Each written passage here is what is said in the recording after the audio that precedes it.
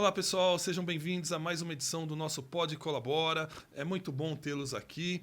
E para você que está chegando agora e ainda não conhece o nosso Pod Colabora, é uma iniciativa do Instituto Colabora Saúde. O Instituto Colabora Saúde ele faz a promoção de doações, para pessoas que precisam de algum tipo de recurso na saúde. Seja um medicamento, seja uma consulta médica, uma consulta com um psicólogo, ou mesmo equipamentos como próteses,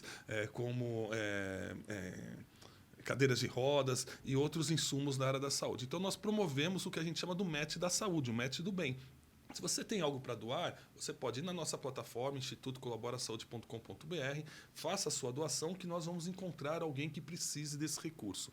Tudo isso de uma forma muito prática, muito fácil e muito transparente, gerando credibilidade e gerando segurança para você que está doando e também atendendo a necessidade de acesso de quem precisa. Já são várias instituições e associações de pacientes que estão conosco e a gente faz esse match. Então, passa lá, curta o nosso canal, se inscreva em nosso canal e dê a sua participação na nossa plataforma. Vamos lá, gente. Vamos para a nossa edição, então, do Pod Colabora de hoje, que é super especial e um tema que está na moda. Esse tema, você abre a internet e só se fala dele, que é a parte da digitalização da saúde, mas principalmente o recorte na inteligência artificial. E como vocês sabem, a gente sempre traz só fera aqui para o nosso Pod Colabora. E hoje não podia ser diferente, né? A gente está com um convidado aqui que é muito especialista, é uma das referências em inteligência artificial no Brasil. Ele é engenheiro de formação, é professor e também é CEO da Innovision e vai falar conosco sobre esse tema do digital e também da inteligência artificial. Muito bem-vindo, Renato. Renato Grau, um prazer tê-lo aqui conosco. Fique à vontade. Muito obrigado, Papini. Olá a todos. Em primeiro lugar, parabéns pelo trabalho do Instituto Colabora. Nosso país precisa de iniciativas como essa. Eu acho que a gente fala muito hoje de comunidades, de ecossistemas, e vocês estão promovendo algo bastante importante para o nosso país. Bom, para quem não me conhece, sou Renato Grau, sou especialista em transformação digital, você já deu algumas credenciais, mas sou apaixonado por tudo que se refere à tecnologia, inovação, futurismo, e eu acho que hoje eu vou falar cheio de sorrisos aqui, porque é um assunto que realmente eu gosto muito. Então, estou à disposição de vocês. A gente estava falando aqui nos bastidores, né? Também tenho o meu podcast junto com a Marta Gabriel e mais 17 especialistas, é o Trends News, que traz as últimas tendências e novidades do mundo de transformação digital. A gente fala de saúde também. Espero que a gente possa fazer algumas trocas aqui hoje. Muito legal. Marta Gabriel, que também, como você, é uma super referência. E eu tive uma oportunidade de ter uma experiência com a Marta na universidade. Então, fica um abraço para ela. Marta, te espero aqui também um dia no nosso Pod Colabora. Mas vamos começar, Renato, porque você sabe que na saúde a gente lida com gente, né? Saúde, você precisa gostar de gente, porque é o nosso dia a dia. E aí entra agora esse tema da digitalização, que foi acelerada por conta da pandemia. Então, a gente começa a ver telemedicina, prescrição digital, e, cirurgia robótica, que é uma coisa que vem evoluindo já há algum tempo. E agora a inteligência artificial. A pergunta irão acabar os médicos, os enfermeiros? Como você enxerga aí, até como futurista, essa credencial que você trouxe, como você enxerga isso? Engraçado, você fez uma pergunta que uma das palestras que eu dei justamente para médicos no ano passado fizeram no final, né? Então a gente está começando com o final, porque eu fui falar justamente de inteligência artificial na saúde e o médico lá falou, e agora? O que vai ser de mim com tanta tecnologia?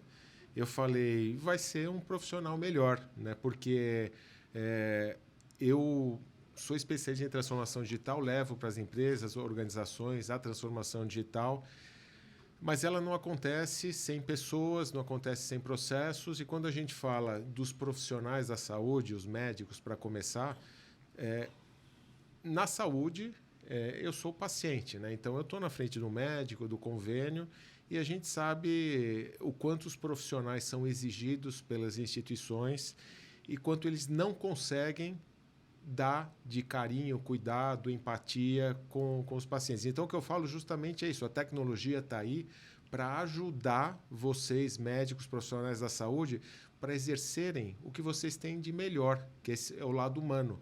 Então, deixa a máquina fazer o que ela puder. Então, hoje tem aplicações que você consegue ir conversando com o paciente, isso registrar tudo já num prontuário de maneira automatizada.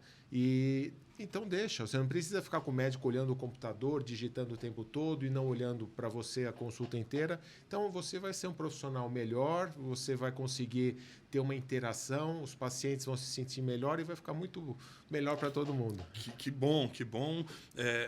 Vamos começar então. A gente começou pelo fim, a pergunta do fim. Sim. Mas vamos agora falar um pouquinho do que é essa tecnologia, né? O que é essa inteligência artificial? Explica mais para nós conceitualmente, para todos entenderem. Bom, eu acho que eu vou então dar um passo atrás, né? Porque a gente tem uma visão muito do que está acontecendo no momento. A questão do hype. Agora o hype é inteligência artificial. No ano passado era metaverso. E assim por diante. A gente tem que tirar um pouco o foco do hype, entender um pouquinho mais que muitas tecnologias elas existem há muito tempo e talvez elas não estejam maduras o suficiente. Então, vou voltar no metaverso. Acabamos de citar o metaverso. O metaverso, da mesma maneira que veio, todo mundo falou que era só metaverso, até o Facebook mudou o nome para Meta. De repente, ninguém mais fala no metaverso. Por quê? O metaverso é ruim? Não. A gente não tinha tecnologia para implantar o metaverso. Como é o conceito? Metaverso é a mistura do mundo físico com o mundo digital. Quando você não sabe mais se eu estou aqui conversando com você de verdade ou é o mundo virtual. Isso é o metaverso e não tem banda, não tem tecnologia, não tem performance, não tem nada disso. Inteligência artificial, ela vem lá da Segunda Guerra Mundial. Então, começou a ser desenvolvida lá e cada vez foi sendo mais desenvolvida. Agora, a questão, por que está agora todo mundo falando de inteligência artificial? Por quê? Eu brinco que a CDC não é mais antes de Cristo e depois de Cristo. É antes do ChatGPT e depois do ChatGPT. É isso. Então, outubro de 2022, a gente está falando 9 meses, foi lançado esta ferramenta de inteligência artificial, que foi mais uma ferramenta, mas qual a diferença dela? Acessibilidade. Ela tornou a inteligência artificial acessível e, com isso, popularizou. E aí vem, quando começa esse boom enorme, por exemplo, um Elon Musk que veio, vamos parar 6 meses, todo mundo de desenvolver, para a gente ver, porque não sabe onde isso vai dar. Bom, parecia nobre, mas ele está lançando a xAI, a empresa dele agora. Obviamente, ninguém seguiu isso. E é impossível. Quando a gente fala de inteligência artificial, a gente está falando de programação. Exige um hardware, exige muito hardware para você processar tudo, mas é um código. Então, você pega esse código, qualquer menino, adolescente, pega esse código e vai desenvolver na casa dele. Então, inteligência artificial nada mais é do que programas, algoritmos super sofisticados que entram num processo de aprendizagem e aí vai se falando numa inteligência, né? Que aí é um conceito um pouco subjetivo. Aí, nas classificações de inteligência artificial, você tem a inteligência que é a geral, tem a inteligência narrow, que é estreita, né? A inteligência mais comum, a narrow, a estreita, é aquela que está na nossa Siri, no celular e tudo isso. E está-se em busca da geral, né? A Generative AI, que é quando começa a exercitar de uma maneira a que, quem sabe, um dia a inteligência artificial supere a inteligência humana por causa de redes neurais e uma arquitetura muito mais próxima como o cérebro funciona. Bom, o professor Nicoleles fala que ela não é nem artificial e nem inteligência ainda, mas eu acho que está muito nessa linha que você comenta, né, dessa evolução.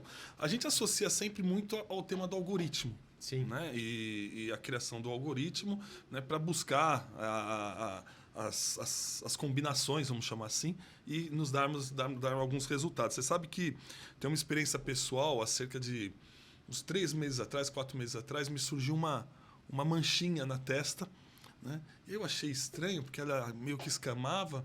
E aí fui e procurei um aplicativo de análise, né? De pele e Google tudo. lançou uma hoje. O Google lançou, né? Então, eu usei um chamado Skin Vision, que é um Sim. americano muito bom. Sim. E aí bati uma foto, tudo. Bom, resumo da história. Ele me deu ali uma hipótese diagnóstica, né? Com 99% de probabilidade. Voltei, fui ao médico, né? Sim. Depois fui ao médico e comprovou. Tava lá, olha, foi isso aí mesmo, tá certinho. Ele não, até o médico não conhecia o aplicativo. Falou, olha, realmente, esse laudo é perfeito. Sim. Né? Então, assim, aqui é um exemplo de aplicação que a gente vai poder utilizar.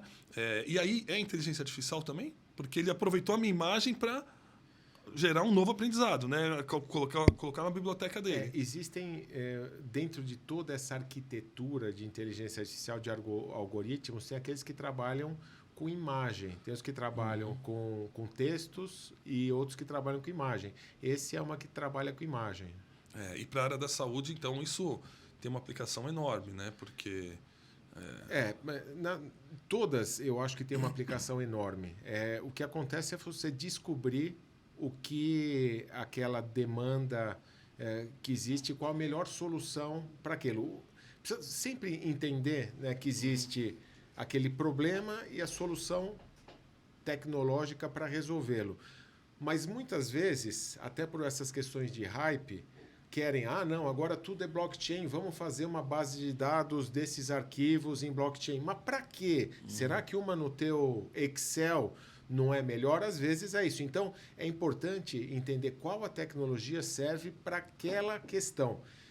São muitas, às vezes, muita coisa que a gente ouve hoje, inteligência artificial, não tem nada de inteligência artificial, absolutamente, nem dentro dos conceitos que são subjetivos, são apenas processos algorítmicos que C é isso, então vai para cá, como um PROC C, PROC V no Excel, por exemplo.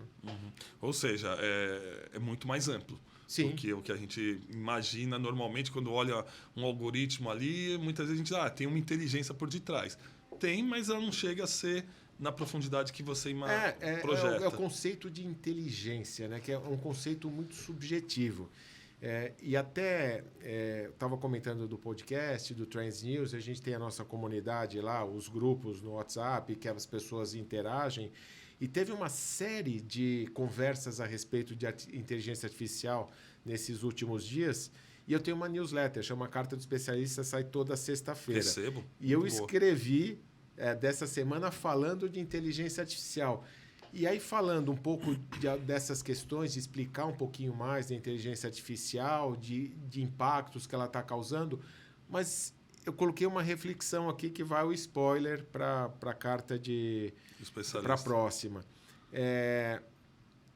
Existe uma história lá do passado do imperador romano, Júlio César, em relação à mulher dele, ela não é só ela ser honesta, ela tem que parecer honesta. E ele, por alguma questão lá de traição, alguma coisa assim, ele acabou, pelo que a história diz, se separando dela, independente se ela era culpada ou não, mas ela não parecia honesta. E o que eu acho que a gente vai entrar em relação à inteligência artificial, essa subjetividade, a gente não vai saber diferenciar se é uma inteligência ou não é inteligência. Não vai importar, porque ela vai parecer uma inteligência. Então, se ela é inteligência, se a máquina tem alma, não tem alma, eu acho que vai importar menos. Essa é uma questão importante, porque ela vai parecer inteligente, ela vai fazer o que os humanos fazem, ela vai se posicionar como os humanos se posicionam. E aí, a inteligência não é, não, mas é cópia. Mas eu não sei diferenciar. E aí? Isso. Agora, pegar esse seu gancho, porque discutindo, né, eu não sou um especialista, pelo contrário, sou um curioso e estava ansioso em recebê-lo aqui para a gente pegar os seus aprendizados. Né? Tudo isso é construído por alguém. É um humano que está ali, né, alimentando, construindo tudo isso. Qual o risco de viés? E qual o risco disso porque o que dizem é que o que vai ser verdade e o que vai ser mentira. Sim. Então, até então era desenvolvido por humano. A questão é que a gente está num ponto que não é mais desenvolvido só por humano. A própria máquina desenvolve outros algoritmos. Então, hoje você tem no processo da inteligência artificial, você tem uma importância enorme na qualidade dos dados que estão ali, que esses dados também podem ter viés ou não. E você tem o processo do machine learning, de aprendizagem da máquina, como que elas estão aprendendo. E até então, o exemplo simples são aquelas validações do Google. Clique aqui se é uma ponte, clique aqui se é um gato, não sei o que e tal, que a gente vai ensinando o Google a identificar as imagens. Da mesma maneira, esses processos de aprendizagem de máquina, antes eram feitos só com interfaces humanas. Agora uma máquina está ensinando a outra. E uma máquina está ensinando a outra, ela está aprendendo. Lá atrás tinha viés. Sim, será que a máquina vai tirar esse viés? A Fernanda está horrorizada lá com o tema, olha, tá vendo? A Fernanda é da nossa produção aqui. Está aqui nos bastidores. O pessoal da enfermaria, por favor. Mas então, e a questão de viés, é óbvio, os seres humanos têm muito viés e isso está incutido, né, lá nos códigos, sem dúvida alguma. Agora, será que não vai tirar? Será que se não der novos inputs, falar o seguinte... A sociedade, como se entende hoje, entende que isso aqui é correto, isso aqui é errado. E a gente sabe que o que é errado para um é certo para outros, então a gente tem uma zona cinzenta aí. Não sei como a gente vai tratar a zona cinzenta, mas as coisas que tendem a ser mais certo, né? Se a gente mostrar, será que a máquina não vai aprender e vai decidir melhor? Uma margem de erro muito menor. Sem dúvida. Eu acho que vai ter menos viés. Isso é legal. A saúde ela é muito trabalhada em cima de protocolos. Sim. Né? Então, a medicina é baseada em evidência. Então, pega essa evidência, trabalha seus protocolos e vai acompanhando. Então, a medicina sempre está muito junto com a ciência ali. Então, esses protocolos viram algoritmos. Sim. Né? Então, o que você está dizendo é que, poderemos chegar num momento em que a máquina vai conseguir entender caminhos até mais avançados ou mais efetivos, mais eficientes, de gerar uma cura que o próprio protocolo ali ainda não tinha enxergado. Isso já está acontecendo. A questão é até que ponto a gente vai conseguir controlar isso ou não. Muitos medicamentos hoje na área da saúde estão sendo desenvolvidos com aplicação de inteligência artificial de uma maneira que, primeiro, multiplicando, exponencializando o que os médicos poderiam fazer, os pesquisadores, e outra, buscando caminhos que talvez os humanos não fariam. Né? Estão fazendo composições químicas de moléculas que talvez os humanos não tinham pensado ainda e estão saindo componentes totalmente novos. Né? Mas nós não vamos chegar naquele nível da Matrix, não, né? De só gerar energia para a máquina. O Renato começa... Eu espero que não. Ou não estaremos aqui, né? Talvez. Eu acredito num futuro utópico, né? Eu aposto que a tecnologia vai vir e vai melhorar a vida de todo mundo. Mas não dá para descartar o lado distópico. Se a gente não conseguir, de alguma maneira, ter algum controle nisso, da mesma maneira que a gente conseguiu, de uma certa forma, ter o controle sobre as energias nucleares, bombas nucleares, né? Depois que saiu um Hiroshima da vida lá atrás, as pessoas pararam de tacar as bombas porque viram que o mundo ia acabar. Então, eu espero que a hora que as máquinas começarem a sair do controle, a gente tenha também um poder de conseguir contornar isso. Só que é muito mais perigoso a IA hoje do que foi a energia nuclear, que não tem uma inteligência própria. Quer dizer, ela é muito menos autônoma do que né, um robô. Essa inteligência está absorvendo, pode se desenvolver. Né? Sim. E a velocidade que as coisas estão indo. Né? Outra menção que eu faço, a Microsoft, que é uma das empresas que comprou a OpenAI do ChatGPT, está lançando agora uma nova plataforma chamada LongNet, que é 250 mil vezes mais poderosa que o ChatGPT. Então, olha a velocidade. 250 mil vezes. 250 mil vezes. A sensação que a gente não explorou nem 10% do ChatGPT. É isso. E eu vindo para cá, tá ali nos grupos, olhando, também saiu uma pesquisa agora. As coisas são tudo tentativa e erro e vendo validação.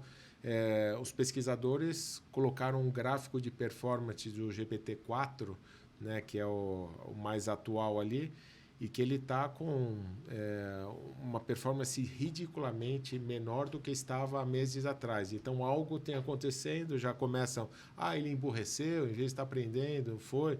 Aí, se é questão de performance, de hardware disponível, porque você não consegue, quem brinca aí ou usa o ChatGPT, você não consegue jogar muita coisa, textos longos, e fala, não, bugou aqui, tem que separar.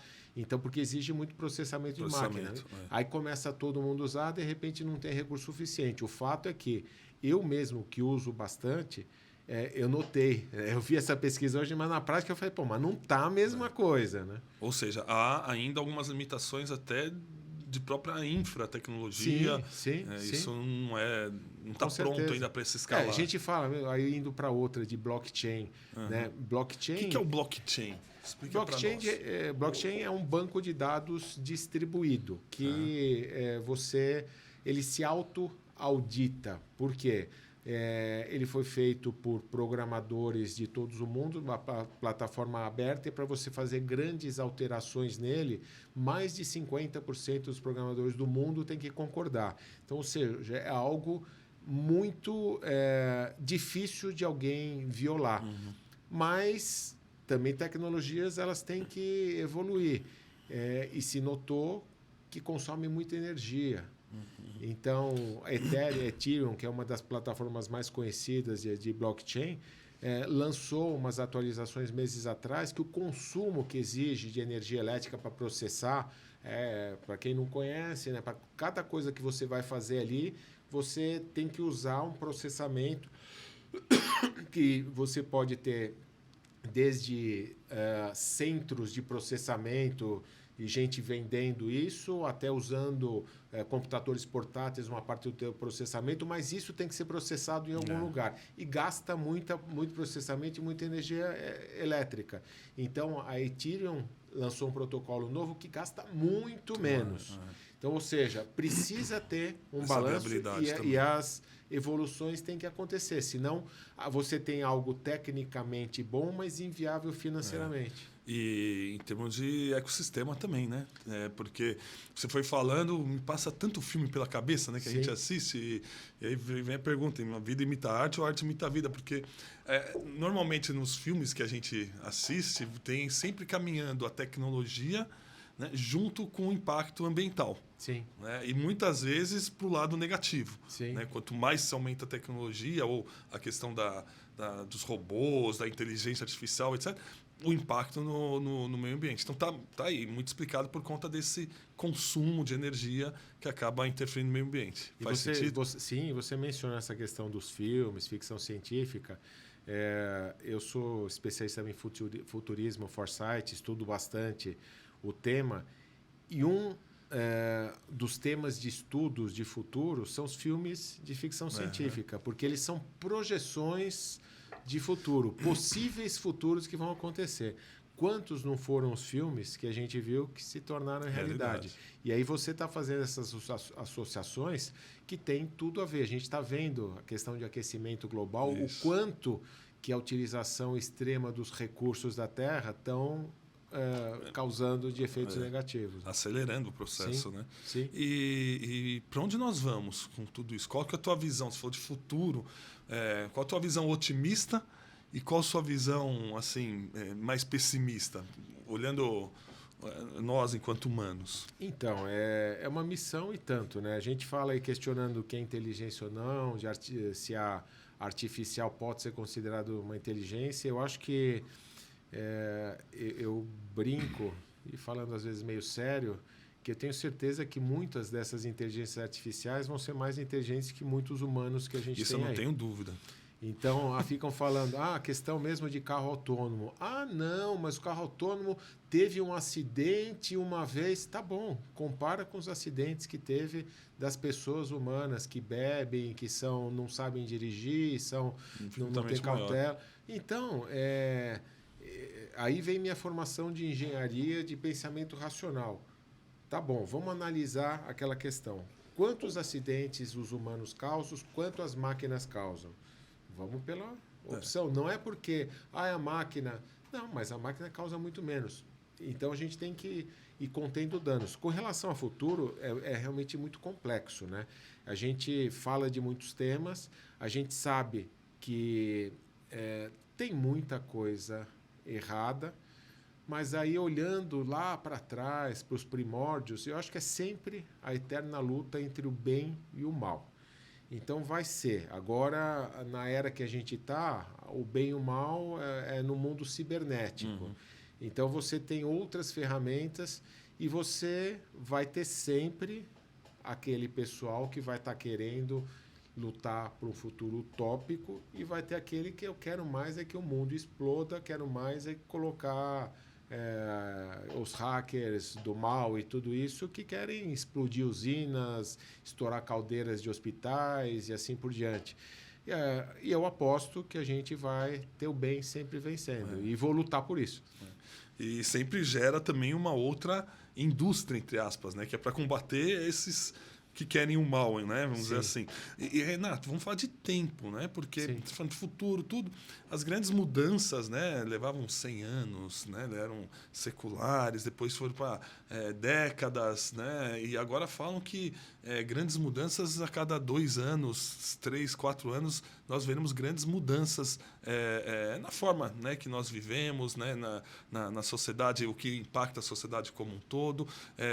Como que está essa questão do tempo no impacto dessas mudanças, na aceleração dessas mudanças? Tudo, você mesmo mencionou o termo exponencial. Né? Uhum. Tudo acontece numa velocidade exponencial.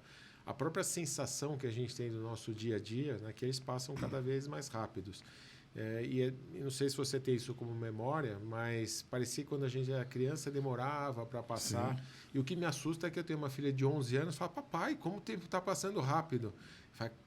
Para ela está passando rápido? Porque para mim, na época dela, não passava. Pelo contrário, a gente queria que passasse rápido. Isso, né? Demorava. Então, eu acho que a gente tem alguns pontos de atenção, está tudo muito acelerado, é muita informação vindo de todos os níveis, mas está tudo muito acelerado. E você olhar ranking da Standard & Poor's, das empresas, das 500 maiores empresas do mundo, né? Demorava anos e anos, as empresas ficavam lá, agora é semana, a cada 2 semanas está mudando produtos, ali. Então, a gente tudo é muito momentâneo, instantâneo, o dinheiro vai mudando de mãos, assim, para a maior parte do mundo. Né? Você sabe que, até já que a gente falou de dinheiro, eu estava fazendo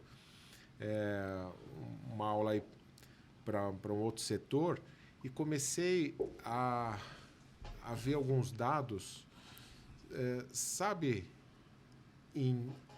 na mão de quantas pessoas físicas mais da metade do dinheiro do mundo está? Pode falar, tem uma ideia, mas 30 pessoas?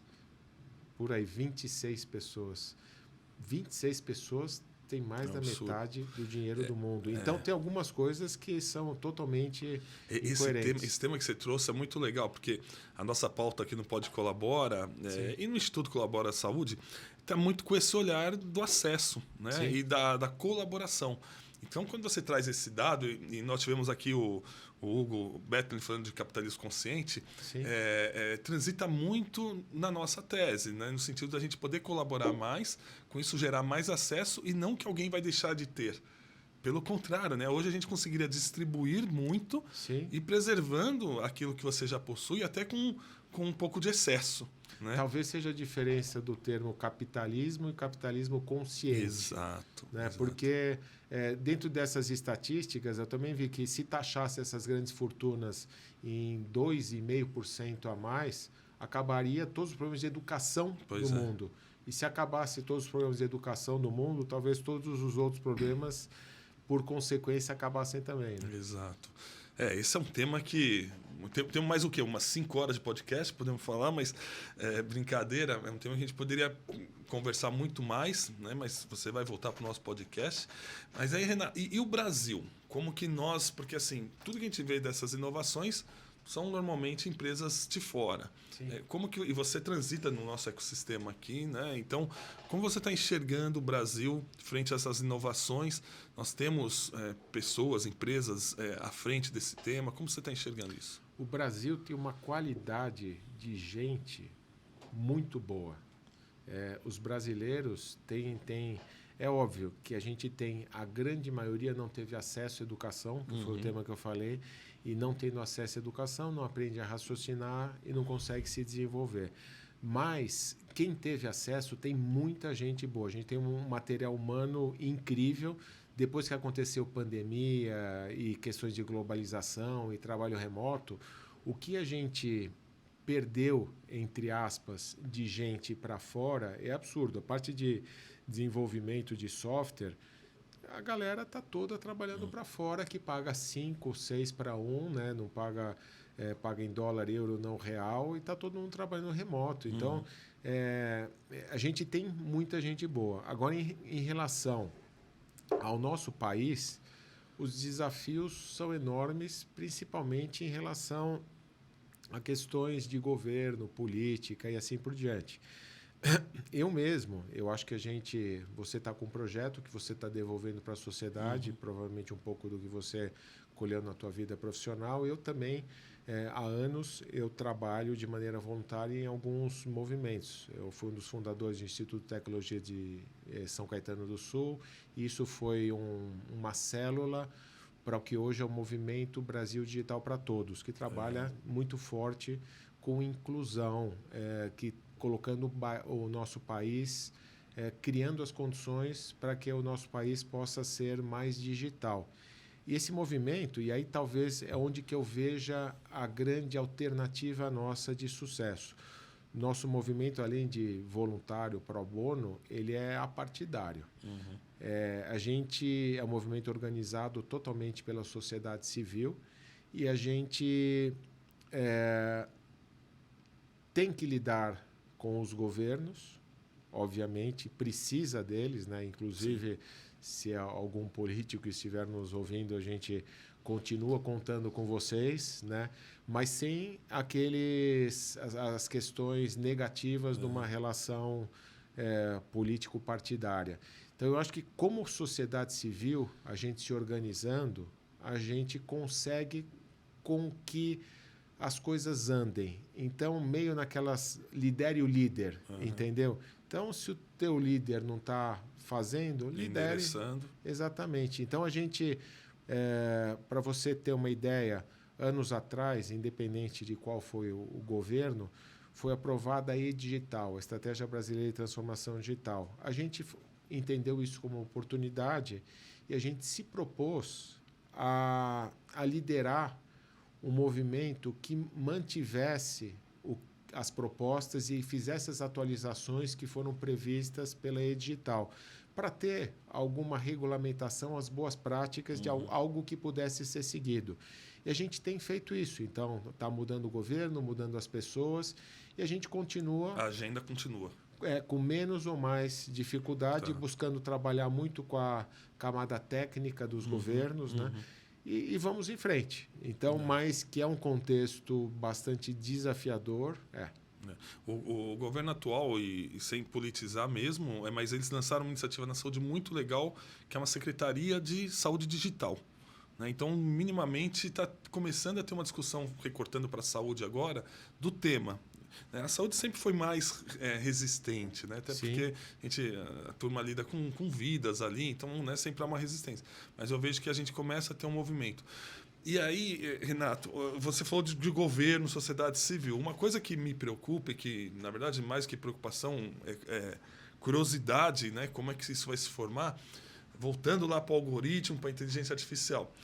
Há uma tendência, porque nós somos, né, vários países no mundo, e cada qual com a sua cultura, com as suas raízes, com as suas, né, tipicidades.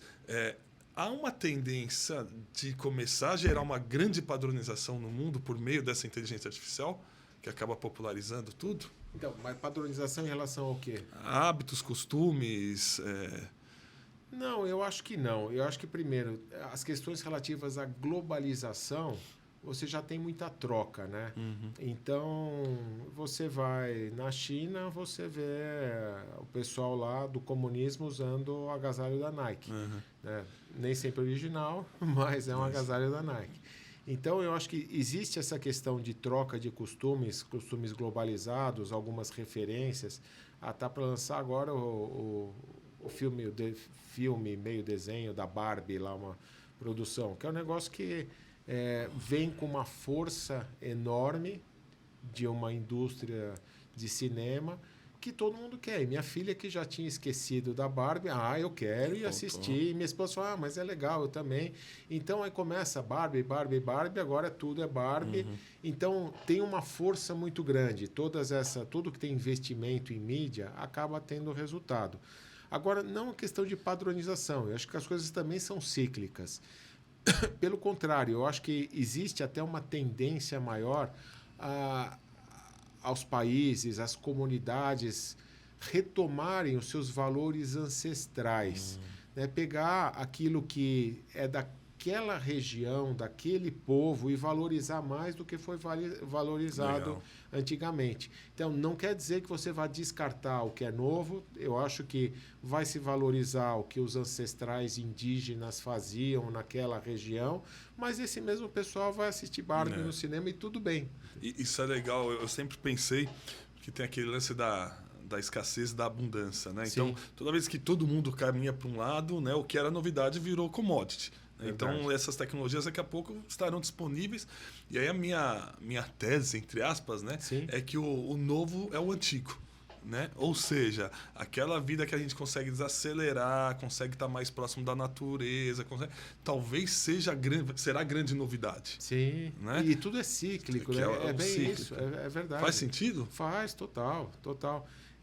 Também os assuntos acabam, cansam, né? Então começa a falar uma coisa... O hype da vida. Né? Agora, essa é uma mudança que ela não é só marketing, ela é uma mudança estrutural. Sim. Né? Essa é a diferença, porque uma vez que você incorpora essas tecnologias, dificilmente você acaba com elas ou, né, vira a chave de uma hora para outra. Então, também tem esse impacto na sociedade. Né? Mas aí da maneira como você mesmo colocou aí, tem algumas questões que o pessoal está acordando, né?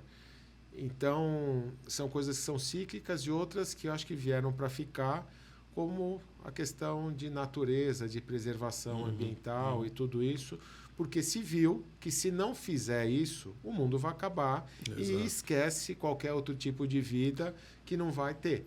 Então, eu acho que aí a gente tem que aproveitar o melhor, né, de uma inteligência artificial para ver como você consegue usar menos água para as plantações, você consegue poluir menos o ar e tudo isso, e consegue, né? Vai juntando... Você está falando, está me passando o filme Elysium na cabeça, o filme Avatar na cabeça. É incrível como, né, voltando ao tema do Tomara só que não chegue no The Last of Us. The Last of Us, Esse é o mais perigoso. Não, muito, muito bom. Voltando um pouquinho para a saúde aqui, a gente já começa a caminhar para o nosso encerramento. Sim. Como você enxerga que a gente... Uma das nossas pautas aqui é como é que a gente faz para ampliar acesso. Né? Nós somos, aqui só recortando para o Brasil, né? Nós somos quase 220 milhões de pessoas, mas com um acesso muito limitado à saúde. Né? Só 20 e poucos % tem um plano de saúde. Isso não quer dizer que tem de fato acesso à saúde plena, pelo contrário, muitas vezes. Então a gente tem uma carência de acesso muito grande aos recursos. Os recursos até estão presentes, mas como você acha que essa tecnologia toda, seja ela inteligência artificial ou outras tecnologias digitais, até que você pudesse citar para nós, como você acha que a gente pode utilizá-la para promover esse acesso e essa sustentabilidade? Né? Olha, quando a gente fala no ecossistema da saúde, a gente tem vários players, né? Vamos falar primeiro, quando você está falando de acesso da população em geral, que vai ser a consumidora desses recursos de saúde. Mas aí você tem quem faz isso acontecer. Né? Então, a gente está falando desde do sistema de saúde, né, do governo, você tem as operadoras de saúde, você tem os hospitais, você tem os fabricantes de medicamentos, fabricantes de equipamentos. É um ecossistema bastante grande. Para ele funcionar, não é algo simples, né? É algo bastante complexo. E o que eu vejo, né? A gente...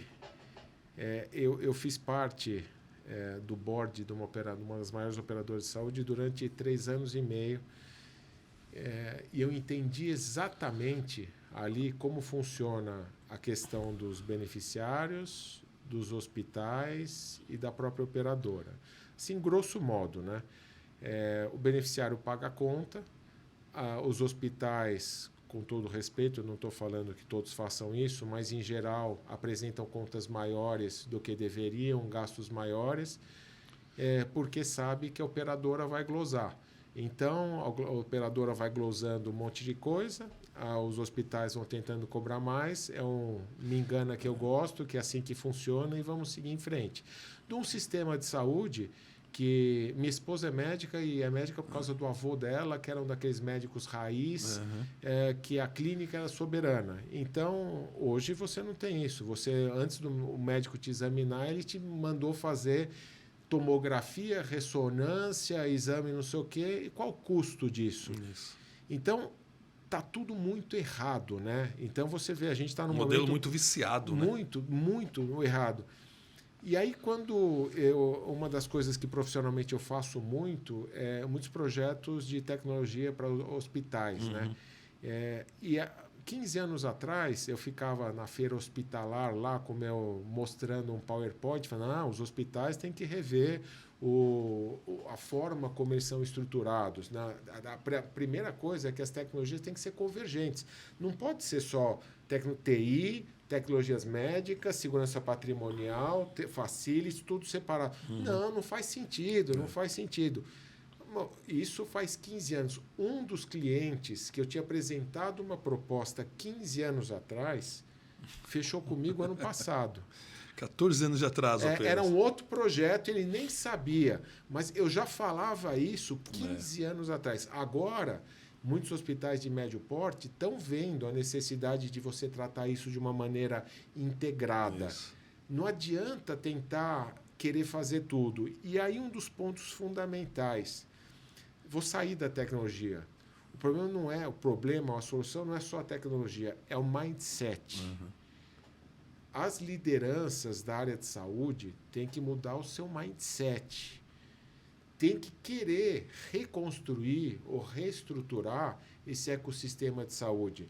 Não dá para a operadora ficar glosando qualquer coisa, hospital superfaturando qualquer coisa, médico jogando todos os exames caros. É muito diferente aqui dos Estados Unidos. A saúde dos Estados Unidos está horrível também. Sim. Mas o mindset é diferente. Lá, para conseguir fazer uma tomografia, só você falar que tiver suspeita de câncer. Né? Aqui, dor de cabeça. Faz tomo. Faz, né? O próprio usuário, né? Nós somos muito acostumados a abrir o orientador do plano e escolher o que a gente quer, como se fosse um menu ali do restaurante. Sim. Então, acho que tem uma reeducação, como você falou, né? De todo mundo, né? Da operadora, do médico, do provedor, do usuário. Esse é um tema que a gente transita na saúde e sempre fala, que é buscar um ponto em comum ali, né? Porque hoje os interesses são muito dispersos. Sim. Né? E aí você gera conflito. E todo mundo querendo olhar o seu. Isso. E não entende que não adianta só olhar o seu. É um ecossistema. É um ecossistema. Isso. Então, eu acho que para ter mais acesso à saúde, as pessoas, né, que estão consumindo, elas têm pouca ação com relação a isso. Elas ou vai para o SUS, ou pagam convênio X, ou pagam Y, mais ou menos isso. Simplificando. São muito parecidos. É isso, ou pega remédio no SUS, ou pega na farmácia, se dá, não dá. Não tem, mas quem faz as coisas acontecer precisa ter um pouco, precisaria ter uma conversa, uma reestruturação, falar, mas peraí, deixa eu entender, um pouco de empatia, deixa eu entender onde está pegando para você, deixa eu falar o que está pegando para mim, será que a gente não consegue fazer algo melhor? E aí a tecnologia, a partir de que essa mudança de mindset aconteça, a tecnologia vai ajudar demais, demais. Mas também o que eu vejo por aí, nos hospitais, muito desperdício de dinheiro com tecnologia. Tecnologia, ela não faz as coisas. A inteligência artificial não está no tipo, ó, vou te dar aqui R$ 1 milhão e você faz o melhor uso do investimento para o hospital. Acho que cada vez mais já vai ter isso. Mas não, se investem em sistemas que não se usa, não se treina o usuário. É o sistema da moda. E não se treina o usuário. Não, mas eu investi no... Você não treinou o usuário. Isso. Né? Você não pegou feedback se aquilo funcionava. Se para a tua operação o sistema era bom para aquela outra organização. Para a tua não era esse. Isso. Então tem muito desperdício. Então é um trabalho complexo que não tem uma resposta simples, mas a primeira questão que eu gostaria de colocar para encaminhar a solução é rever o mindset das lideranças. Eles não pensarem um pouquinho mais de maneira empática, porque se eles fizerem isso, vai voltar positivamente para eles mesmos. Eu estou conversando com uma pequena operadora de saúde que está nadando de braçadas dentro do que se ela é uma startup, se posicionou de uma maneira diferente das grandes operadoras que estão com problemas em geral, grandes. Por quê? Está se posicionando como colocando um médico de família, uma enfermeira para cuidar do pessoal, não fazendo com que vai encaminhar para o serviço certo. Poxa, está começando direito, entendeu? Vai usar, vai fazer a toma quando precisar fazer, não de maneira... Aí você cria E a cultura, o paciente, né, o usuário, quanto a esse conceito, né? Sim. É legal porque você é engenheiro, fala de tecnologia, até aí você trouxe um tema da empatia. Né? E é a tal do Simon Sinek, começa pelo porquê. Né? Será que está todo mundo com o mesmo porquê? A sensação é que está cada um com porquês diferentes ali e que acabam sendo conflituosos. O tema da tecnologia... Eu vivo isso pelo outro lado da minha atividade profissional, que é a telemedicina. A telemedicina assim, é incrível, porque talvez tenha sido uma primeira tecnologia que a gente incorpora na saúde e que ela não aumentou o custo, pelo contrário, ela reduziu o custo operacional. Sim. E aumentou o acesso. Então é meio que um oceano azul ali, sabe? De você reduz custos, tudo gera valor, aumenta acesso, né? E a população tem aceito muito bem, né? Então eu acho que transita um pouco por aí, de achar essas alternativas que de fato gerem valor para o paciente, né? Se o nosso porquê for o paciente. For gerar uma melhor saúde de fato, né? Uma saúde mais acessível, etc. Sem esquecer sustentabilidade. Né? A coisa precisa ser economicamente viável. Caramba, a gente está com o nosso horário aqui já. É muito bom o papo, Renato. Já fica o convite para a próxima. E a gente sempre encerra com uma pergunta. E aí, né, eu queria trazer para você o que é saúde para você, Renato. Então, eu acho que a primeira coisa é equilíbrio, né? E saúde é prevenção, saúde é bem o contrário do que é doença. Né? Quando a gente tem um sistema de saúde que é um sistema baseado em doença. Quando a gente fala em saúde, que é o conceito, é algo bastante positivo, de você trabalhar de uma maneira preventiva para que a saúde seja aquilo tudo que a gente entenda que nos faz bem. É um equilíbrio que você tem que ter mente sã em corpo são, né? Você trabalhar na sua mente. A gente sabe que, principalmente depois da pandemia, os problemas de mente, você mencionou a questão de demandas em relação à telemedicina, teleconsultas com psicólogos e tudo isso aumentou. E tem uma crise grande de problemas saúde mental, de né? saúde mental. E a gente precisa, e as coisas se realimentam, né? Então, eu pratico esporte todo dia, é o meu ponto de equilíbrio. Eu preciso praticar esporte. Isso faz bem para a minha cabeça. Então, eu acho que saúde é você manter esse equilíbrio de mente e corpo e você buscar sempre trabalhar de maneira preventiva, evitando que os problemas venham a acontecer. Né? Você podendo acompanhar a evolução do seu corpo, sabendo que a evolução do nosso corpo não é uma evolução, né? Você vai ficando mais velho, o corpo vai se desgastando, a casca vai se desgastando. Então, você tem que trabalhar, nadar contra a corrente para que ela fique de uma maneira a se sustentar por muito mais tempo. até pelo menos, quem sabe a gente virar transhumanos e fazer um download da nossa mente para outros corpos. Aí... aproveitando aí, só para o nosso fechamento, Sim. então, 100 anos nós chegaremos. Eu e você, espero que sim, né? Saúde para nós, Saúde. Renato. Muito obrigado pela sua participação, viu? Foi Obrigado, ótimo, Papinho. aprendemos muito e já fica o convite para a próxima. Gostaram, pessoal? Vocês viram? Falei que aqui só tem fera. Renato, mais uma vez aqui, agradecendo a ele. E a você que esteve conosco até agora, deixe o seu like, se inscreva no canal, dissemine o conceito do Pod Colabora, vá até a nossa plataforma Instituto Colabora Saúde e te aguardo na nossa próxima edição. Um grande abraço, até mais.